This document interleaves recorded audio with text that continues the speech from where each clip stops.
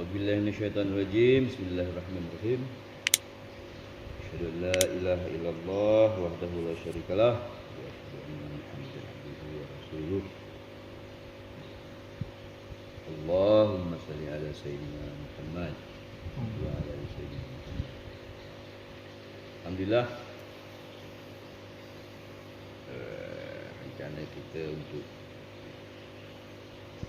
kembali membahas ibadah dan muamalah atau panduan dasar ibadah dan muamalah berdasarkan pada amal ahlu Madinah. Akhirnya bisa kita mulai lagi. Alhamdulillah, bersyukurillah, ini sebuah nikmat yang telah dilimpahkan Allah sangat besar bagi kita. Saat ini kita bersyukur. Nah, dengan demikian kita dapat menyatakan kepada diri kita sendiri bahwa nikmat ini benar-benar telah kita pahami, telah kita rasakan dan dapat dengan demikian kita syukuri. Sebelum kita kembali membahas panduan dasar ini, perlu yang harus digarisbawahi dan ini mungkin bagus untuk ini bagus untuk permulaan kita memulai kembali sesuatu yang telah lama terputus. Ya, ini bahwa ada sebuah hadis riwayat Imam Malik, Muslim dan Al-Bukhari. Siapapun yang Allah kehendaki mendapat banyak kebaikan, Allah akan membuat orang itu mengerti secara mendalam dinnya. Din. Apa itu din? Kita mengulang. Kalau berbicara fikih. Ya, fikih itu atau syariat itu adalah sepertiga dari din. Jadi din atau transaksi hidup atau cara hidup atau aturan-aturan dalam kehidupan kita ini, sehingga kita mengerti tentang batasan-batasan, mengerti tentang makna-makna, lalu adab. Nah, ini ada satu hadis lagi yang perlu kita ingat-ingat. Ini biasanya disebut dengan umul hadis, ya. Hadis induk atau lebih terkenal juga dengan hadis Umar ibn Al-Khattab. Ini penting nih, karena kita zaman kita ini orang udah banyak lupa, disangkanya Islam itu hanya soal syariat, hanya soal halal haram, hanya soal bagaimana mengatur fisik, bagaimana mengatur hal yang zahir saja. Islam lebih dari itu. Ada Islam, ada iman, ada ihsan. Ya. Islam, iman dan ihsan. Apa itu Islam? Ya, syariat. Syariat lalu kemudian menjadilah fikih. Nah, sekarang orang banyak melupakan fikih ini. Kita ini hidup di akhir zaman. Kita tidak pernah bertemu fisik. Mudah-mudahan kita dipertemukan dengan Tuhan kita Muhammad SAW yang membawa cahaya terang, yang membawa jalan keselamatan. Namun kenyataannya kita hidup jauh sekali jangka waktu, 1400 tahun kalau dihitung secara kalender bulan Kamariah, kurang lebih lah Samsiah ini. Maka untuk orang-orang seperti kita ini yang tidak diberikan ilmu yang tinggi, tidak berkesempatan untuk menjadi ulama, cukuplah dengan bertaklid saja. Apa itu taklid? Taklid itu menyandarkan hukum atau perbuatan atau amalan itu berdasarkan petunjuk dari orang yang kita anggap mengerti. Misalkan seperti kebanyakan di Indonesia ini orang bertaklid kepada Imam Syafi'i, makanya bermazhab Syafi'i. Nah, Ahlus Sunnah wal Jamaah itu paling tidak atau mengakui 4 mazhab yang menjadi rujukan. Harus dipilih, tidak boleh campur. Ada mazhab Maliki, ada mazhab Syafi'i, ada mazhab Hambali, ada mazhab. Nah ini sebenarnya Imam Malik, Imam Syafi'i, Imam Hambal, Ahmad Ibn Hambal itu satu jalur. Jalur lainnya adalah Imam Abu Hanifah An-Nu'man. Nanti lebih jauh nanti kita akan ke sana. Namun di permulaan ini penting untuk kita mengingat lagi dasar dari jalan hidup kita ini, din kita ini, aturan hidup kita ini. Seperti apa? Nah ini coba baca ya.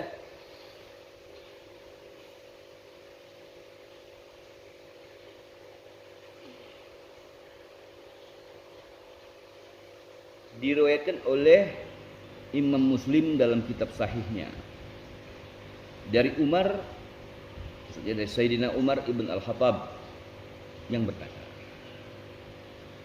suatu hari ketika kami sedang duduk dengan Nabiullah sallallahu alaihi wasallam, maksudnya Nabi Muhammad SAW, seorang laki-laki mendatangi kami dengan pakaian yang sungguh putih dan rambutnya benar-benar hitam. Sedang bekas perjalanannya tidak tampak dan tidak ada seorang pun di antara kami yang mengenalnya sampai dia duduk dekat Nabi. Ini orang aneh, tidak dikenal. Tapi bukan orang Madinah karena tidak dikenal kan. Tapi kok pakaiannya bersih. Harusnya kalau bukan orang Madinah dia baru datang, kan pakaiannya harusnya ada bekas-bekas perjalanan. Tapi tidak ada. Lalu langsung duduk dekat Nabi pula. Ya, menjadi perhatian.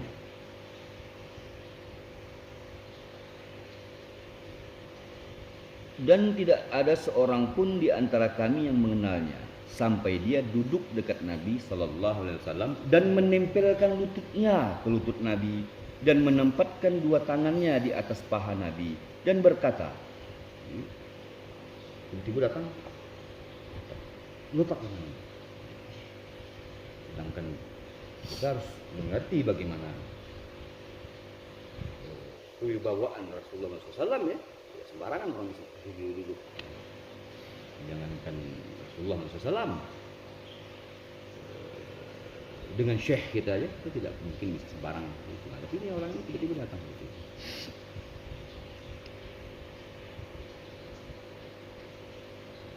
Dia berkata, orang itu berkata, kita lanjutkan, Muhammad, ajarkan padaku tentang Islam.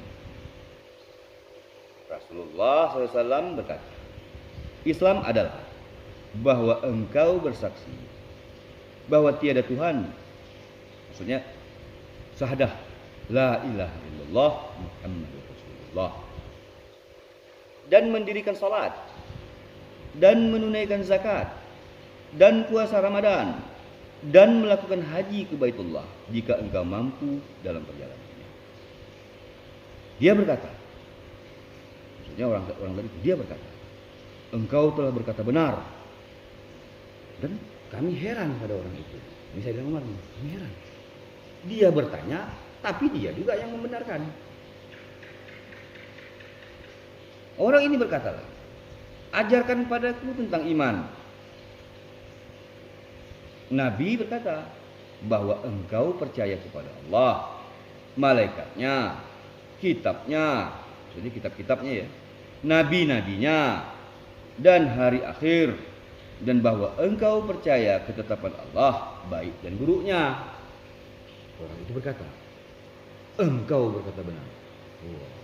lancang sekali. Berani ngomong begitu hadapan Tuhan kita Muhammad SAW. Tidak sembarangan orang berani ngomong begitu. Orang ini berkata lagi, ajarkan padaku tentang ihsan. Nabi berkata, bahwa engkau beribadah kepada Allah seolah-olah engkau melihatnya, sebab engkau tidak dapat melihatnya, maka sesungguhnya Allah melihatnya. Kesadaran itulah ihsan. Orang itu berkata, beritahu aku kapan terjadinya kiamat. Nabi berkata, yang ditanya tentang terjadinya kiamat tidak lebih tahu dari yang ditanya. Jadi kalau ada orang tiba-tiba tahu tentang kiamat tanggal segini, pastikan bahwa dia sedang membula atau digila. Tidak mungkin. Rasulullah saja orang yang paling berilmu tidak tahu, apalagi orang lain mungkin. Lalu orang itu berkata lagi, kalau begitu ceritakan padaku tentang tanda-tandanya. Nabi berkata, bahwa hamba sahaya perempuan melahirkan majikan perempuannya, dan engkau melihat penggembala kambing dan domba yang bertelanjang kaki, telanjang baju dan miskin, berlomba meninggikan gedung. Betul kan? Dia gembala tapi berlomba buat gedung tinggi. Dia pergi dan aku tertegun beberapa saat. Langsung pergi orang.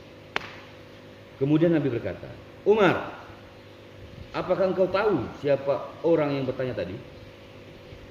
Aku berkata, Allah dan Nabinya paling mengetahui. Jadi perhatikan, Sayyidina Umar itu orang tegas, orang yang gagah, tapi berhadapan dengan Rasulullah adabnya begitu. Dan itu kalimat seperti ini kan menandakan sesuatu, bahwa betapa wibawa Rasulullah itu sangat tinggi. Lalu Nabi berkata, itu tadi adalah Jibril yang datang kepadamu untuk mengajarkan din. Din itu apakah itu Islam? Apakah itu iman? Apakah itu ihsan?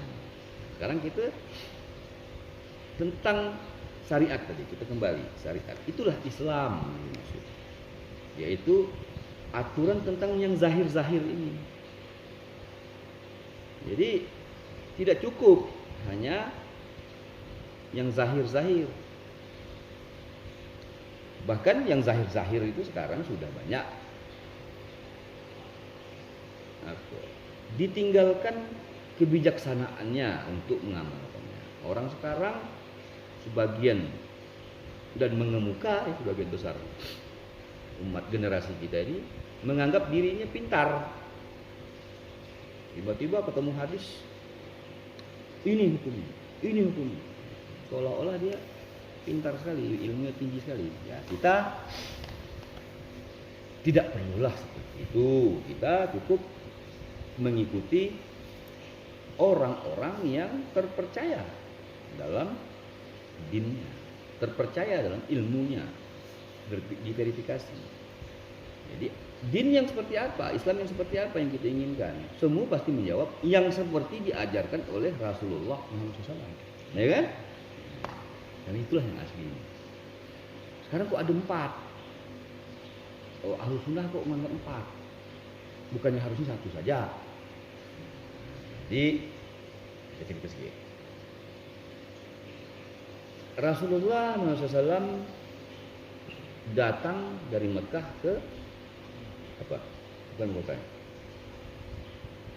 Yathrib. Bukan Madinah, Yathrib. Diundang oleh orang-orang Yathrib, orang suku Aus dan suku Ansar itu kan 2 suku. Nah, kemudian Rasulullah memimpin pengamalan din Madinah. Jadi kota di mana din itu dipraktikkan itulah Madinah. Maka kota itu dirubah namanya menjadi Madinah Al-Munawwarah, bercahaya. Maksudnya cahaya itu bukan banyak lampu, bukan. Tapi cahaya dari kalbu sahabat-sahabat Rasulullah yang hidup berkeliling melaksanakan ini. berikan Allah memberkahi mereka dengan cahaya-cahaya. Ilmu itu cahaya ya. Ketika Imam Malik mengatakan ilmu itu. Kembali lagi tentang din tadi, tentang syariat tadi. Lalu Rasulullah sampai di penghujung hidupnya mengamalkan ini, melihat sahabat-sahabat ini mengamalkan ini. Dan Allah berkata, telah kusempurnakan untukmu, aku telah ridho, ya kan? Lalu Rasulullah pun meninggal. Lalu sahabat-sahabatnya melanjutkan hidupnya sebagaimana yang diajarkan oleh Rasulullah di kota Madinah. Ini satu kota, kita tinggal di kota. Tapi Islam kan menyebar. Ya, Sayyidina Ali misalkan pindah pada zaman kekhalifahan Sayyidina Ali itu, beliau pindah ke Kufah dan beberapa sahabat besar lah Kufah. Namun Kufah ini kan jauh dari Madinah. Bagaimana si din ini sebenarnya cari hidup kita ini? Sumber tidak banyak. Maka orang-orang di sana itu karena mereka juga punya kemampuan atau punya alat verifikasi tentang hal-hal yang dibutuhkan untuk mencapai kebenaran. Bahkan situ itu tempat filsafat berkembang, percampuran lah Kufah. Lalu orang-orang karena kekurangan, tapi mereka kekurangan bahan induk, tapi mereka punya tadi itu diberikan kemampuan yang lebih dalam hal lain, yaitu alat-alat ilmu alat untuk mencapai kebenaran. Maka mereka menggunakan metode kias sebagai usaha ru'yah. Nah, tokoh terkenalnya orang-orang Kufah ini yaitu Imam Abu Hanifah An-Nu'man. Nah, inilah orang-orang, dia punya murid namanya Abu Yusuf, salah satu murid itu. Syekh Abu Yusuf inilah kemudian yang menisbatkan untuk mencapai bagaimana Rasulullah melakukan ini, maka kami melakukan ini dan beginilah hukumnya. Disandarkanlah namun kepada gurunya atau ya orang yang paling dianggap inilah, yaitu Imam Abu Hanifah An-Nu'man. Jadi itulah mazhab Hanafi. Hanafi. Itu terjadilah mazhab Hanafi di kota Madinah. Beda lagi ceritanya. Kan Rasulullah meninggal, mengajarkan sahabat-sahabat, disuruh meninggal. Sahabat-sahabatnya memelihara cara hidup ini. Dan bahkan Sayyidina Umar bin Khattab itu pernah melarang sahabat-sahabat Rasulullah itu jangan pindah dari kota ini, tetaplah di kota ini, supaya kita menjaga din kita ini tetap seperti ini asli. Lalu ada orang generasi ketiga, beliau ini Sayyidina Umar meninggal, lalu rujukan hukum itu kemudian menjadi anak beliau, yaitu Sayyidina Abdullah bin Umar. Abdullah bin Umar itu punya murid lagi, salah satunya Nafi', yaitu mantan maulanya. Maula itu budak yang kemudian dimerdekakan. Jadi dimerdekakan sudah menjadi maula. Maula itu ya pembantu kesayangan lah, kira-kira begitu. Maula ini Imam Nafi ini ahli fikih. Imam Nafi dan 7 orang pakar hukum, pakar syariat tadi itu di Madinah ini, kemudian menjadi guru seseorang yang namanya Malik bin Anas bin Malik bin Abi Amir. Kerjaan Imam Malik itu mencatat ini. Oh, orang kota ini tuh begini, sholatnya begini. Maka jadi dia tidak berpikir, bahkan tidak berfatwa. Ada fatwa tapi tidak banyak. Bahkan kalau ditanya tentang misalkan pernah diriwayatkan pernah ditanya ratus pertanyaan, beliau malah menjawab sebagian besar pertanyaan itu saya tidak tahu. Misalkan bagaimana ya cara wudhu di bulan? Imam Malik kalau ditanya gitu pasti dia akan menjawab saya tidak tahu. Padahal kalau digaya-gaya gitu, tapi beliau berkata saya tidak tahu. Karena untuk apa dibicarakan?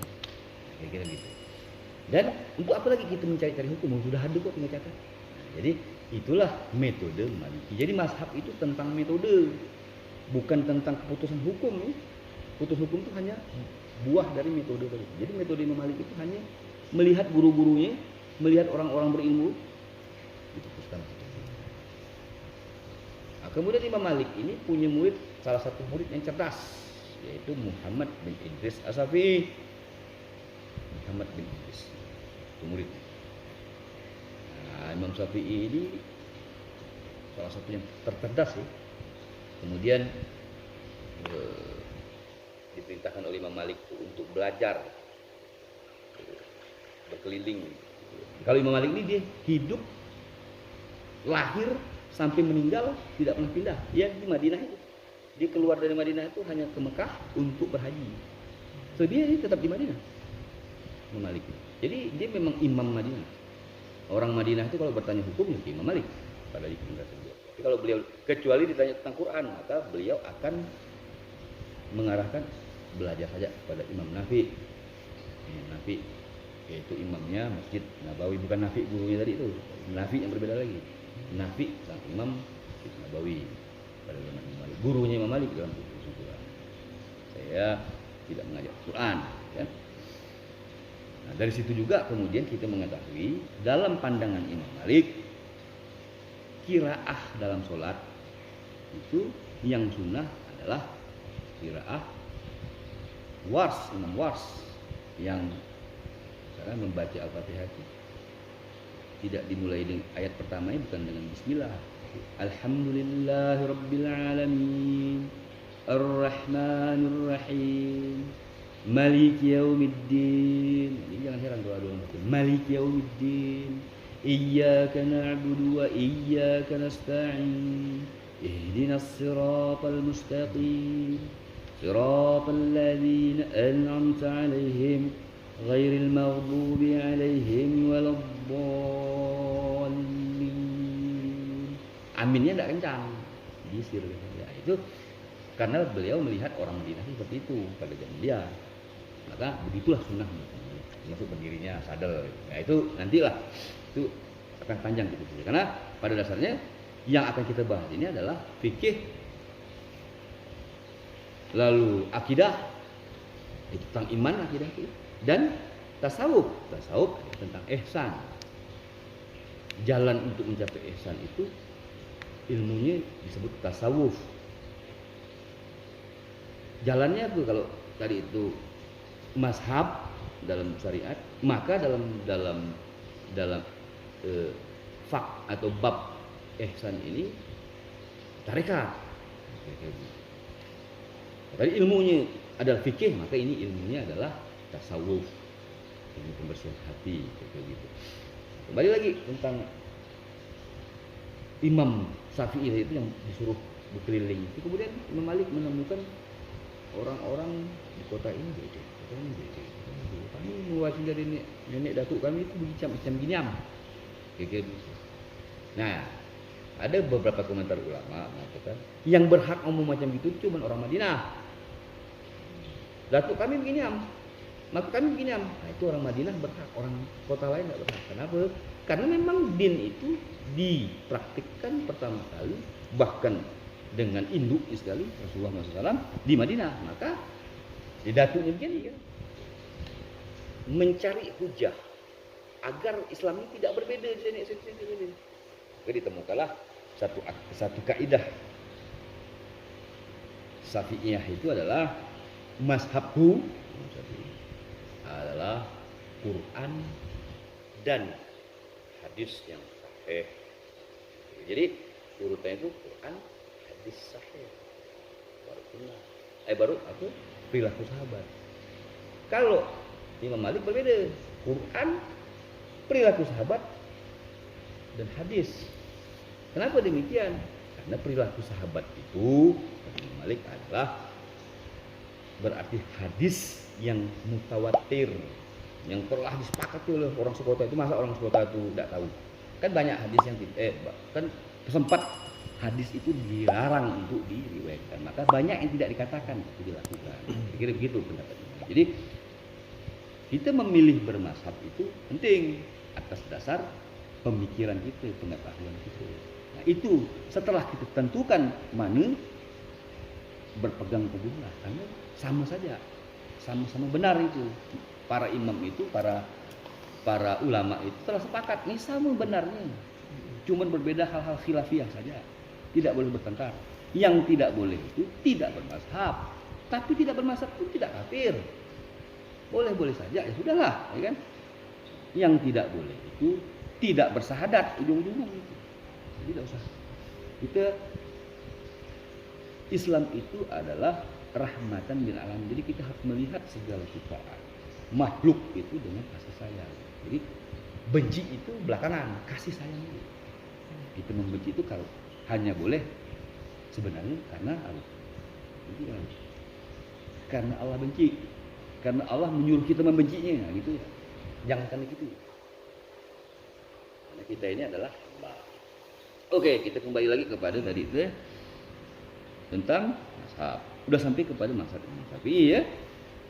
Lalu Imam Syafi'i ini punya murid lagi, namanya Imam Ahmad bin Hanbal. Nah, Imam Ahmad bin Hanbal ini sebenarnya menurut ulama-ulama itu beliau tidak pernah mengatakan beliau membuat mazhab seperti Imam Malik tadi itu kan.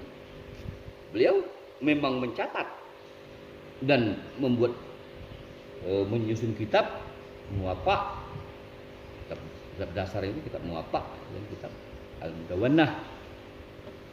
Kalau Imam Malik, Imam Abu Hanifah ya tadi itu beliau tidak yang menyatakan bahwa ini mazhab Hanafiyah. Abu Hanifah An-Nu'man itu, Syekh Abu Hanifah itu murid-muridnya sebenarnya. Tapi itu dengan metode yang berbeda dengan Imam Malik kan. Imam Malik mencatat, kalau dia menalar. Nah, kira-kira gitu. Nah, kalau Imam Syafi'i menalar juga tapi berdasarkan dengan hadis yang dikemukakan ketimbang dari perilaku sahabat di Madinah. Nah, Imam Ahmad bin Hanbal yang menyusun Musnad Ahmad, kitab hadis tebal itu untuk keperluan sebenarnya mencatat agar mencatat sahadis-hadis agar bisa kelak-kelak itu digunakan untuk hukum.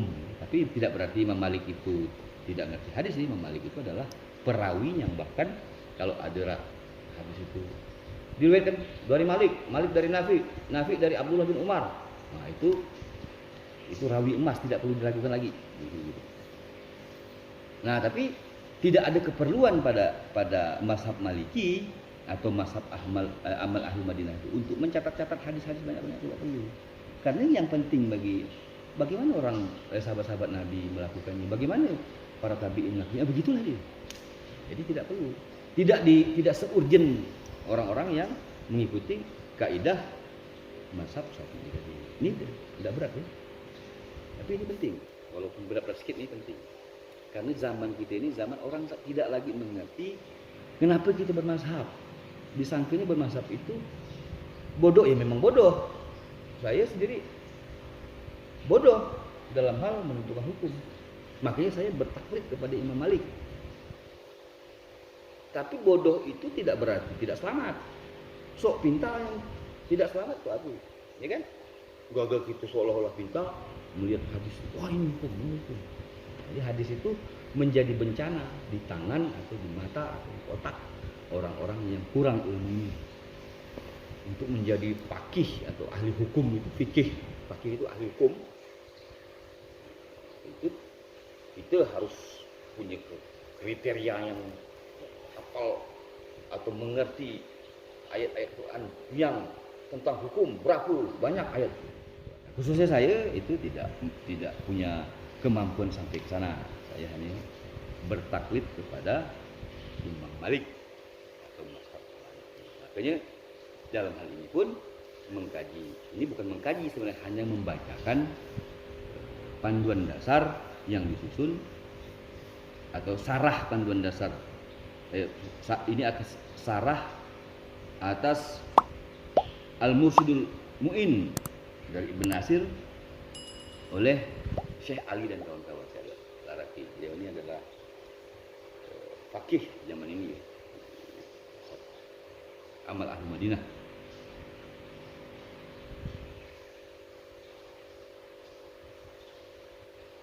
Imam Ahmad bin Hanbal tadi kan.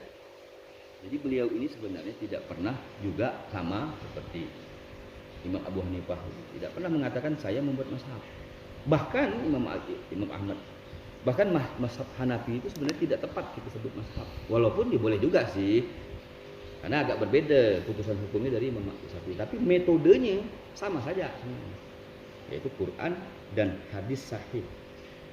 Quran dan hadis sahih. Itulah metode dari Syafi'iyah dan Hambali. Ahmad bin Hanbal sama. Yang berbeda itu tadi itu ada yang dengan akal pikiran, ada ru'ya dari itu, dengan kias dan ru'ya dari itu. Ada dengan mencontoh saja Imam Malik itu, atau dengan Quran, mentelaah Quran dan hadis sahih, atau hadis sahih atau tidak sahih. Berikutnya urut-urut berikutnya saya tidak begitu paham, tapi pada dasarnya seperti itulah. Lalu tadi saya bilang kita juga banyak lupa tentang iman. Jadi akidah itu soal akidah, karena kita itu bertindak berdasarkan akidah gitu. Akidah. Orang misalkan orang Hindu itu akidah iman, akidah itu iman. Sampai misalkan orang Hindu ya Hindu, bukan Hindu Bali yang saya maksud, tapi Hindu di India sana. Bahkan ya, tikus disembah kan bagi kita aneh, ya memang aneh sih. Itu karena akidahnya begitu. Jadi akidah itu beriman kepada Allah. Maksud beriman kepada Allah itu ya Allah itulah ilah. Allah itulah yang menguasai. Allah itulah yang mencipta kita. Yang perlu, atau yang wajib, atau yang berhak kita sembah. Selain itu tidak ada. Masa kita nyembah kucing itu? Juga kita percaya, itu bukan orang yang tidak percaya kepada kiamat. Kita percaya bahwa kita mati bangkit. Nah, maksudnya bukan bangkit kalau jadi hantu, bukan, tapi dibangkitkan nanti. Hal-hal yang iman itu menyangkut hal-hal yang tidak mudah atau tidak bisa bahkan dibuktikan secara kasat mata. Kan percaya kepada Allah, beriman kepada Allah. Mana Allah? Walaupun mazhar Allah itu terlihat, kalau itu orang yang tidak berakal ya pasti bertanya gitu. Tapi kalau orang berakal tidak perlu nanya ini. Ini juga bukti jelas Allah. Nah, saya tidak mengatakan bahwa ini Allah, bukan, tapi ciptaannya itu sudah cukup untuk kita mengetahui bahwa ada. Makanya kulhu, wah, dia tidak dimulai dengan kul Allah, tapi kulhu, dia dulu baru namanya. Jadi tentang dia Allah ini dia ahad. Nah, jadi kita percaya bahwa Rasulullah SAW itu adalah nabi atau rasul. Berarti kata-kata dia percaya. Kalau kita tidak percaya kata-kata dia, berarti kita tidak percaya bahwa dia nabi. Kenapa? Berarti dia pula. Kalau dia pula, tidak akan kita percaya bahwa dia membawakan berita yang benar. Sedangkan nabi itu artinya berita besar yang benar. Nabi naba. Itu tentang akidah. Dan hati-hati sekarang ini, jangan banyak sekali penyesatan-penyesatan atau kesesatan-kesesatan yang tidak disengaja mungkin atau disengaja. Lalu membayang macam kita, macam manusia, atau alam ini atau panteisme misalnya. Alam inilah Allah. Alam ini. kita karena percaya kepada kitab-kitab Allah, yaitu Quran, Alkitab ini, yang menyatakan bahwa laisa kamitslihi syai'un, tidak ada yang serupa. Allah itu dia tidak serupa dengan apa-apa. Laisa kamitslihi syai'un. Atau walam yakun lahu kufuwan ahad. Tak ada yang sebanding dengan dia. Kan? Maka iman itu hal-hal yang seperti itu. Kalau kita percaya, kan belum ada yang tahu akhir dunia ini macam apa. Ya kan? Tapi kita langsung gara-gara Nabi ngomong, "Oi, nanti di ujung akan kiamat ya." Tak percaya ya? Kita percaya, itu iman. Ada malaikat ni yang kita ni duduk ni, kalau kita berzikir, kalau kita ingat Allah. Karena Nabi yang ngomong gitu, kita percaya. Itu iman. Nah, kita tidak mendahulukan itu, tapi mendahulukan kepercayaan kepada Tuhan kita Muhammad SAW. Ini harus kita jaga baik-baik. Jaga benar-benar. Bahawa banyak hal yang kita tidak bisa pahami dengan otak kita. Kita pahami dengan kalbu. Bahkan ada hal-hal yang tidak bisa kita ketahui dengan kalbu kita. Misalkan Rasulullah bersabda, Allah ada nama dia itu yang dia seorang tahu. Ada kan nama dia itu hanya dia dan orang-orang tertentu mah. Allah kan maksudnya orang-orang dipilihnya yang tahu. Tapi ada kan yang dia seorang tahu. Berarti kan tak ada yang tahu kecuali Allah. Masuk tentang hari kiamat itu kan. Jadi kita harus bisa menerima kenyataan bahwa kita ini hanyalah makhluk yang kecil. Kita ini hanyalah hamba. Kita ini bukanlah sesuatu yang luar biasa sehingga kita bisa mengetahui semua. Tapi Nabi Adam pernah dikatakan telah diberitahukan oleh Allah nama-nama segala sesuatu. Tapi Rasulullah boleh berkata ada yang tidak diketahui, yaitu nama. Oke ya. Kembali tadi tentang kita sudah masuk ke akidah sedikit. Ini harus kita ulang-ulang. Nah, baru akidah kita itu betul, kita tidak menjisimkan Allah, dan kita dalam akidah ini berbeda dengan tadi, berbeda dengan fikih, berbeda dengan syariat begitu. Syariat kita bisa saja boleh kita bertaklid, tapi dalam akidah hanya boleh bertaklid itu kepada satu orang, yaitu Muhammad SAW, Tuhan kita. Karena kita tidak bisa bicara karena dia ngomong Allah ada, maka kita percaya. Bisa gitu. Atau kita pikirkan. Bahkan ulama-ulama tertentu mengatakan tidak sah itu akidahnya. Jadi kita harus paham bahwa Allah itu memang wujud. Allah itu memang kidam. Allah itu memang baka. Maka belajar sifat 20 atau akidah Asy'ariyah itu perlu digalakkan kembali. Karena itulah yang paling dekat dengan pemahaman yang hakiki.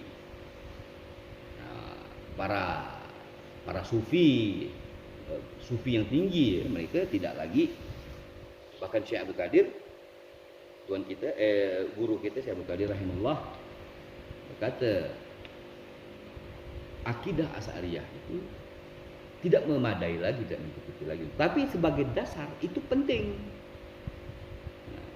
Atau untuk orang awam itu penting. Jangan sampai misalkan lalu tiba-tiba membayangkan bahwa Allah itu bisa dipegang, atau dia itu berdiri duduk di atas kursi raja arsy, bersemayam di atas arsy, berarti duduk di atas mata kita gini, duduk tangan gitu kan. Nah, belajarlah sifat dulu akidah atau Maturidiyah. Itu yang paling dekat dengan pemahaman yang hakiki. Kalau kita ingin, kalau itu kurang, kita masih ingin tahu yang lebih dalam lagi, maka bertasawuflah, bertekadlah, cari guru yang betul. Nah, namun guru yang betul dalam urusan tarikat ini, ihsan ini lebih sulit. Kalau kita guru kita itu lebih sulit menemukan guru yang betul itu. Asal kita dah kenal dengan kekasih Allah itu gampang. Dia menunjukkan. Jadi, gila. Saya pernah nanya Karena katanya di Nusantara ini banyak, atau saya tadi, banyak orang-orang berilmu, banyak kekasih. Tapi mereka bersembunyi. Lalu bagaimana bedakannya? Yang bujo-bujon, banyak apa palsu gitu. Satu patokan. Ini Syekh Umar nih. Syekh Umar bilang tadi. Semoga Allah menguatkan dia.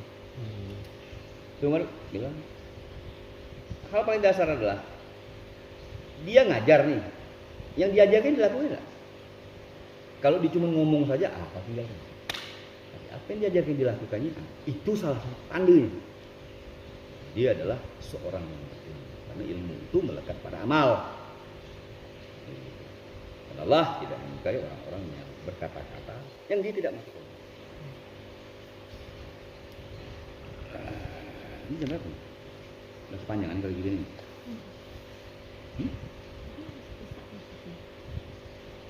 Oke, kita lanjut sedikit lah ya. Nah tadi itu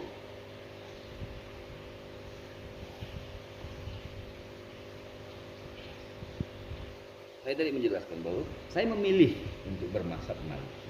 Tidak berarti bahwa orang-orang bermazhab Syafi'i itu salah, tidak. Betul juga, tapi pilihan itu harus didasarkan. Saya memilih dengan dasar pertama-tama mengikuti guru kita tadi.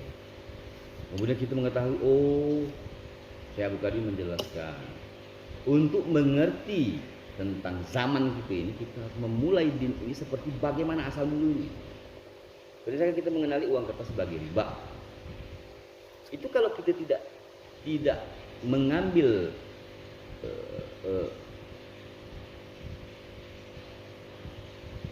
pendapat sahabat Rasulullah SAW, sepeninggal Rasulullah SAW sebagai dasar hukum yang kuat, maka kita tidak akan bisa mengenali bahwa uang kertas itu adalah riba. Itu kan sebenarnya dari seorang sahabat Rasulullah melihat kupon Abdul Malik bin Marwan, Khalifah Abdul Malik bin Marwan, suka bagi-bagi kupon supaya kupon itu ditukarkan ke gudang, dapatlah pembagian dari itu. Karena beliau ini kaya, Abdul Malik bin Marwan, Khalifah Abdul Malik bin Marwan. Lalu oleh masyarakat penerima kupon itu jadi macam duit, tukar-tukar. Nah, itu riba, kata sahabat Rasulullah. Datangnya ini Khalifah Abdul Malik bin Marwan, kau ini telah menghalalkan riba. Naudzubillah, apa yang kau maksud? Kau membiarkan orang-orang atau kau tidak peduli dengan orang-orang menggunakan kupon kau itu sebagai alat tukar menukar. Nah, maka Khalifah Abdul Malik menyuruh pesuruh-pesuruhnya untuk mengambil itu, dikembalikan kepada penerima yang asli dan tidak boleh dijadikan alat tukar. Kupon itu hanya boleh ditukarkan oleh si penerima langsung ke gudang untuk mengambil barang. Nah, setelah jadi barang terserah dijual belikan, lain soal. Nah begitu kira-kira. Jadi pilihan itu berdasarkan kepada kesadaran seperti itu. Dan kemudian juga banyak hal lah. Nah, tapi teman-teman yang bermazhab yang berbeda, misalkan bermazhab Syafi'i, bermazhab Hambali, bermazhab Hanafi, ya oke. Yang penting bermazhab. Itu tidak boleh sok pintar tadi itu. Seolah-olah kita bisa memutuskan hukum. Bahkan guru-guru kita tidak ada yang tanya buat mazhab orang. Tetap saja diikut lah. Saya ikut Imam Malik.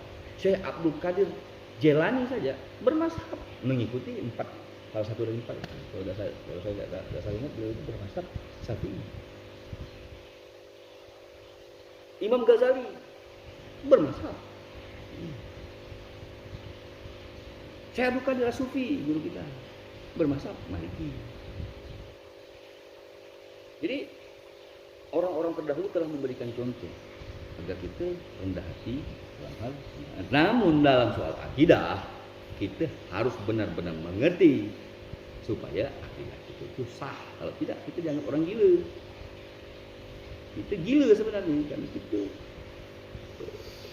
tidak mentahkik atau tidak membuktikan dengan akal kapasitas kalbu, pemahaman kita sendiri bahwa Allah itu ada, bahwa Kita harus percaya dengan nabi-nabi Allah. Nah itu harus kita tahqiq semua.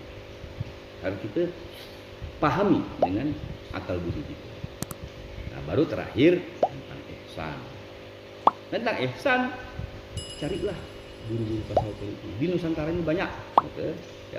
Syekh Abdul Qadir As-Sufi, guru kita, alhamdulillah, beliau berpesan banyak. Tapi cari. Karena kesempurnaan Islam itu adalah dengan ketiga-tiganya harus lengkap.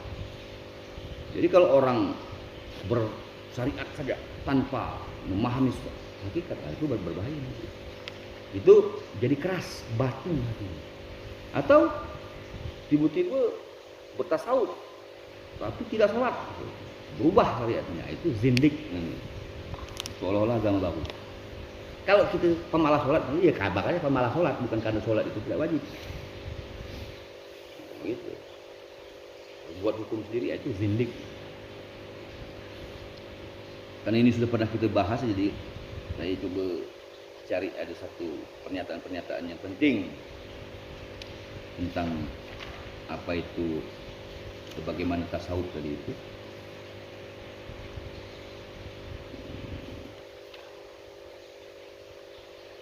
Bahwa kita harus mempunyai ketiga-tiga, atau setidak-tidaknya banyak-banyaklah bersalawat dan berzikir la ilaha illallah.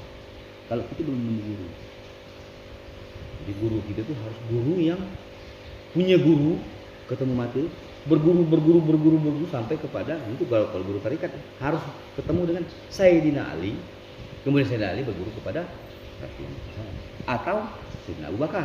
Hanya dua yang mewariskan ilmu ihsan itu, ilmu zikir itu.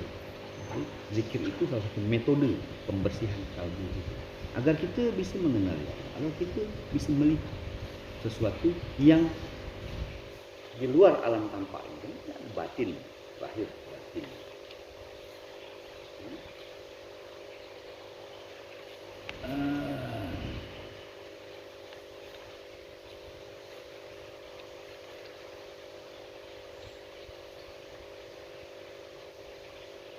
Jadi akidah, ini kalau kita coba kerucutkan, ahlu sunnah yang saya ikuti,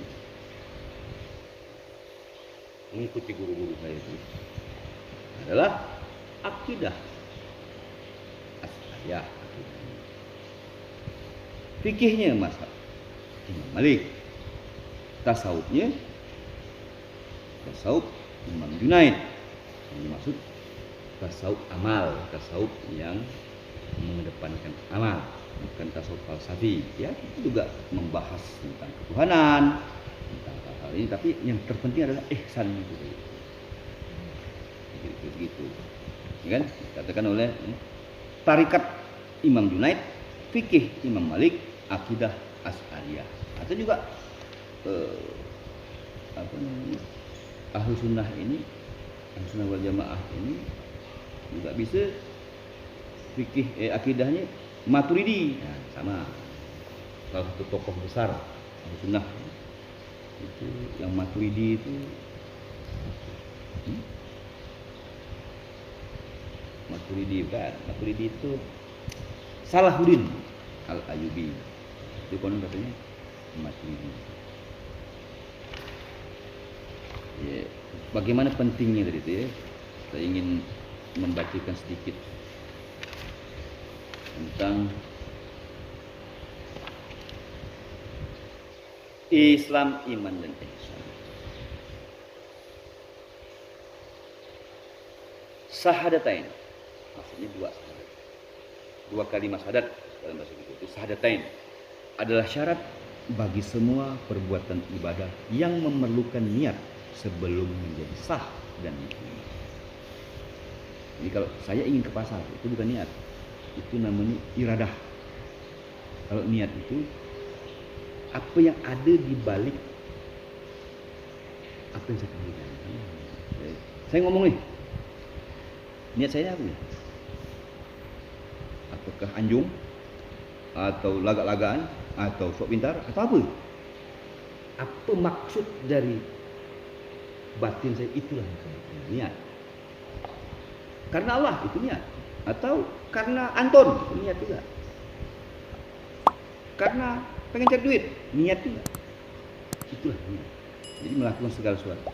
Bisa saja orang itu sama-sama membunuh dengan niat yang berbeda. Jadi intention di kalbu kita itulah niat. Ya kan? Niat sebelum menjadi sah dan diterima. Ini berarti jadi ibadah itu niatnya hanya satu. Karena Allah. Ibadah itu pekerjaannya, abdu dalam bahasa kita, hamba. Jadi seorang hamba, seorang abdu itu, seorang abdi itu apa? Yang bahwa dia sah, dia melakukan itu sebagai abdi. Apa? Dia melakukan karena tuannya kan?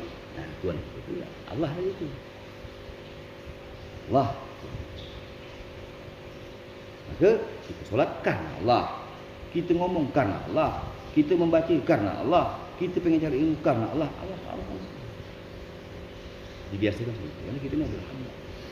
Ini berarti bahwa ibadah yang tidak memerlukan niat seperti bersedekah atau silaturahim adalah diterima bahkan bagi orang yang belum bersadar, sebagaimana dinyatakan telah banyak ulama Islam.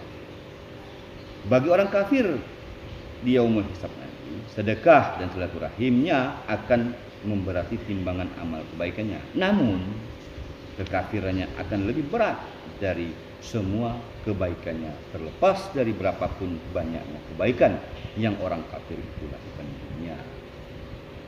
Jadi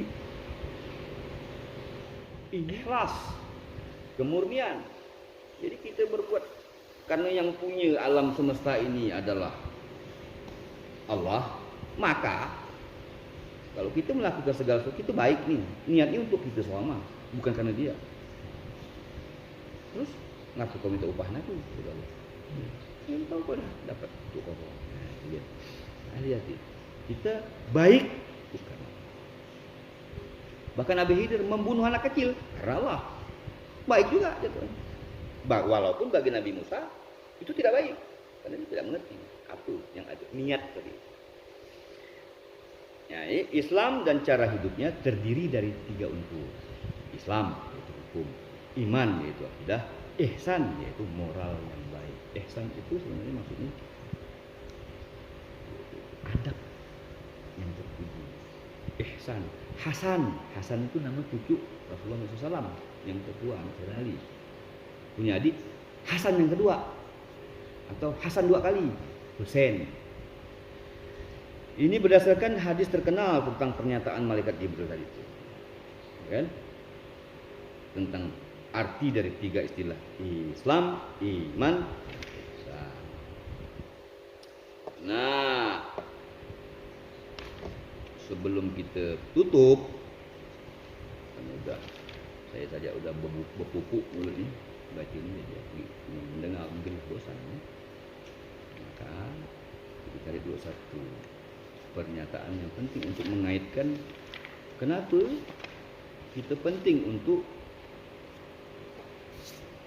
tidak memisah-misah, agar dalam diri kita ini, agar kita ini mempelajari dan mengamalkan Islam, iman, dan ihsan sekaligus.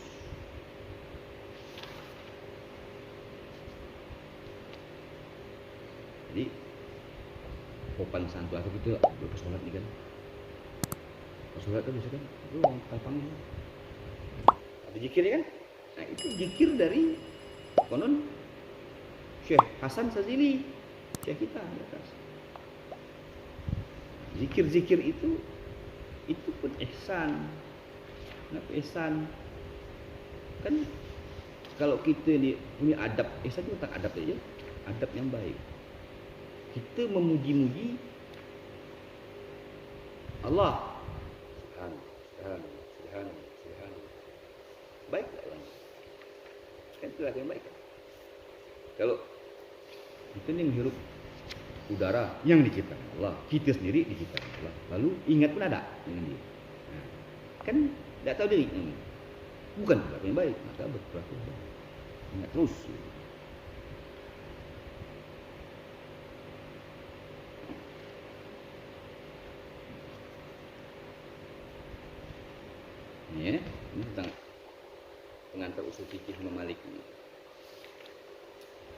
Nanti kita akan sampai ke sana.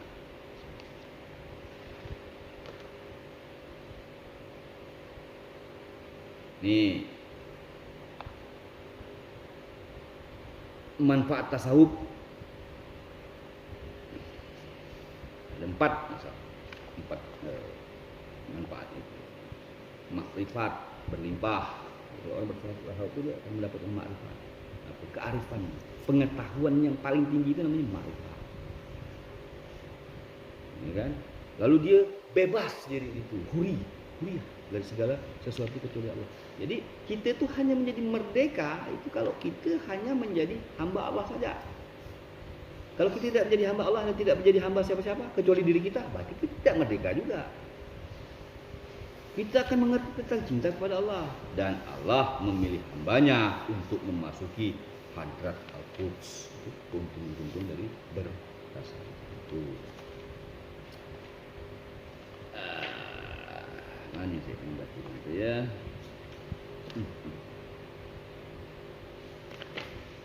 Macam zakat gitu ya. Nah, puasa itu sebenarnya juga merasakan orang lain kelaparan. Jadi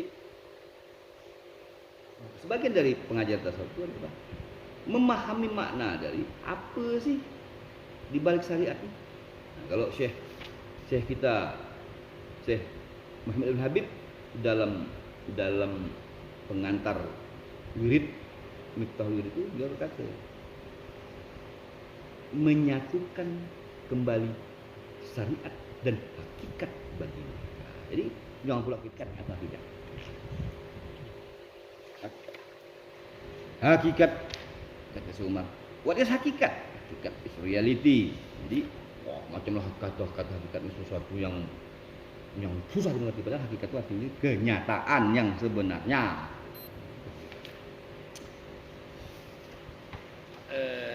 Oke.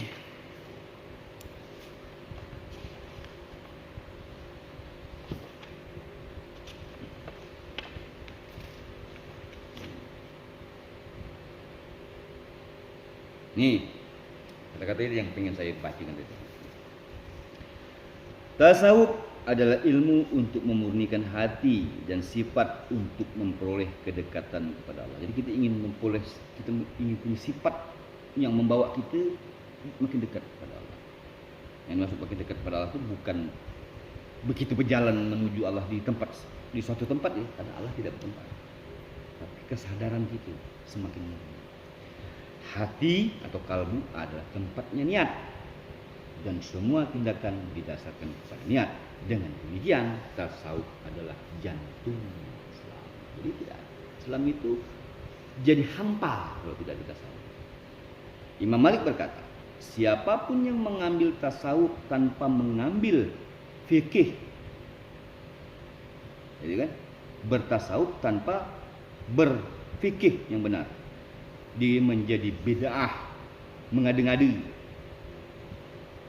Dan siapapun yang mengambil fikih atau bersyariat ketat tanpa tasawuf, itu menjadi maksiat. Hanya orang yang menggabungkan keduanya yang akan mencapai kebenaran. Ibnu Khaldun berkata bahwa pemurnian ini asalnya ada aturan yang sudah berlaku umum di antara kaum salaf. Siapa kaum salaf? Terdahulu. Maksudnya sahabat-sahabat Nabi, para tabi'in itulah yang disebut salaf. Namun mulai menyebar menjadi ilmu pengetahuan dari abad kedua.